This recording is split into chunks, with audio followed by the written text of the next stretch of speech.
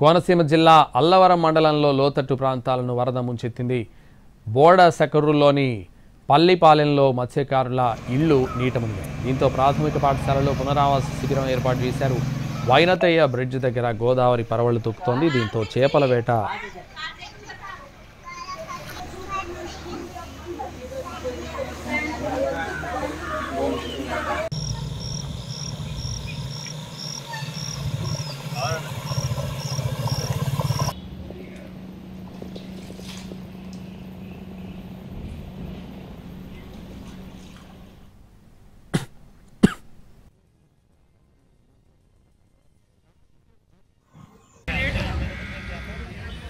అటు ప్రకాశం బ్యారేజ్ దగ్గర మొదటి ప్రమాద హెచ్చరిక కొనసాగుతోంది.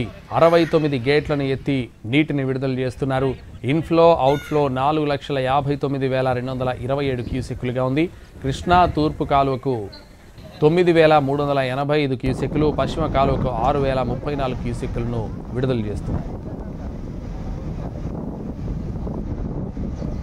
నాగార్జున సాగర్ ప్రాజెక్టుకు వరద కొనసాగుతోంది. 26 గేట్లను ఎత్తి నీటిని దిగువకు విడుదల చేస్తున్నారు.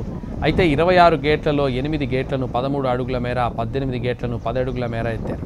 ప్రస్తుతం ఇన్ఫ్లో అవుట్ఫ్లో 4,32,268 క్యూసెక్కులుగా ఉంది.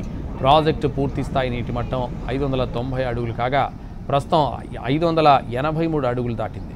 పూర్తి స్థాయి నీటి నిల్వ సామర్థ్యం 312 టీఎంసీలు కాగా ప్రస్తుతం 291 టీఎంసీలకు చేరింది.